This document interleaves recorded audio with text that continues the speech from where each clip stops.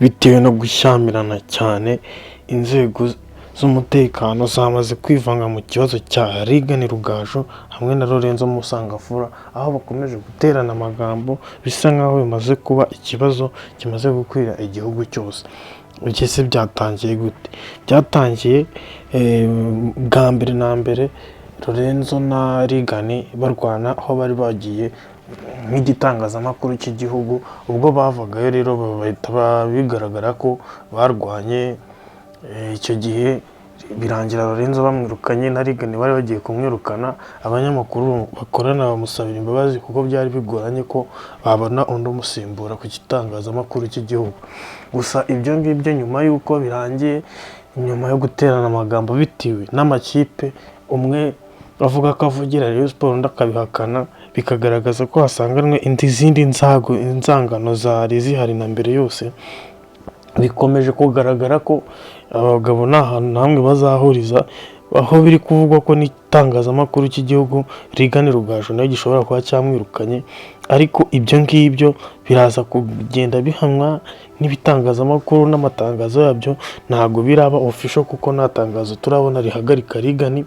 Gusa cyo tuzi nuko igitangazamakuru cyagaragaje ko kitandukanyije n'iby'umunyamakuru wacyo ari kuvuga, mu gihe SKFM yoyo igihagaze ku ruhande rwa Lorenzo, aho iyi radiyo ibitangazamakuru byinshi bitera amabuye. Ni nyuma y'uko ishinzwe vuba igahita igenda igira views nyinshi, igakurikirwa n'abantu benshi bitewe n'uko bo bavuga iby'abandi by'ibindi bitangazamakuru bitavuga.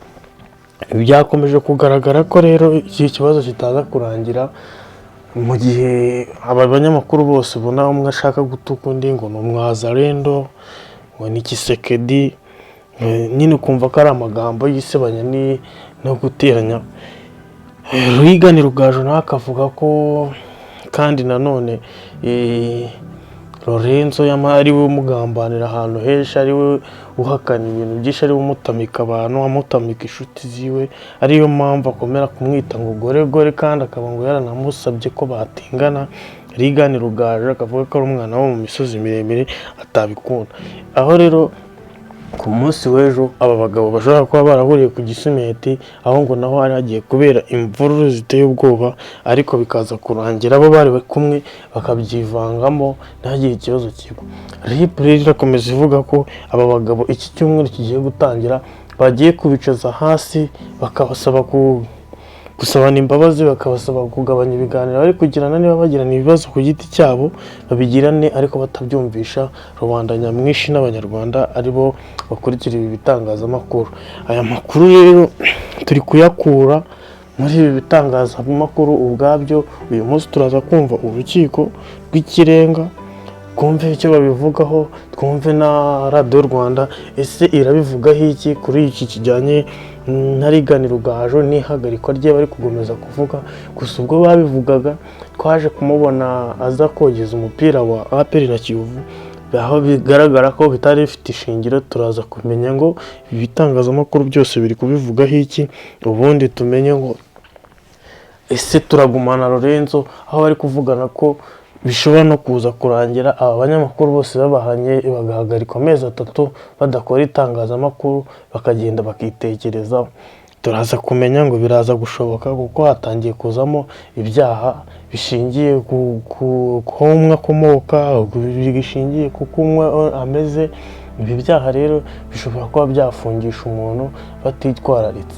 Gusa turizera ko bashobora kuza kubitangira bitaragera kure, kuko biramutse babafunze bazize ibintu nk'ibi ngibi ari abantu b'abagabo, byaba ari igihombo cyinshi ku mupira nyarwanda no ku batangazamakuru. Ubona ko ibitangazamakuru bifite ikibazo kimwe, bamwe bavuga ngo bamwe ni abariyo abandi ni APR, ugasanga igitangazamakuru cyagize uruhande gihagararaho ibintu bibi bya APR nibabivuga, abandi nabo ibintu bibi bya Rayon nibabivuga, cyangwa se hoho barabivuga hose.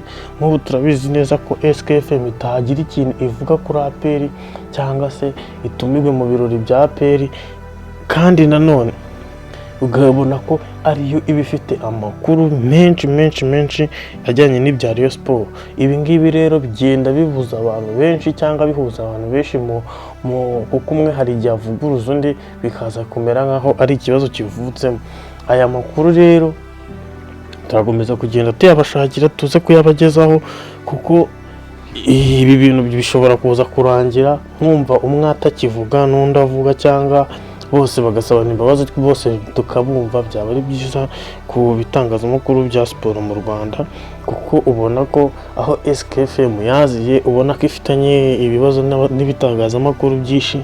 Urareba ugasanga Isibo FM, Fine FM, Radio DC, BNB nayo yagiye kuzamo, gusa nyine ababosi babyo bagenda babikemura gake gake, ntabwo ibibazo bigihari cyane. Radio Rwanda n'ibindi bitangazamakuru buriya birahari, nuko bitavugwa. Iyi radio ikaba igiye ifitanye ibibazo n'abandi banyamakuru ku giti cyabo. Turamuzi Taifa Bruno yagiye agirana ibibazo na Sam Karenzi, kandi ariwe nyiri radio. Ubona batukana, umwatuko ndengameze ngafite iminwa nk'ingurube. Ikiganiro cyari kwa Bruno Taifa atuka Sam Karenzi, gusanga ibibazo bikaba bishingiye ku muntu ugurira abakinnyi ikipe ya APR, ariwe nguteza abanyamakuru ikinyamakuru cya SKFM. Reka tuze kureba rero uko ibibazo biza kurangira, kuko ibi bibazo bishobora kuza kurangira umwe abifungiwemo cyangwa babihagaritse byose bagasabana imbabazi. Reka tuze kumva n'icyo RMC ibivugaho, kuko iki ni ikibazo gikomeje gufata indi ntera. Reka dukomeze dukurikirane, turabakunda. Ciao ciao, hasta la vista.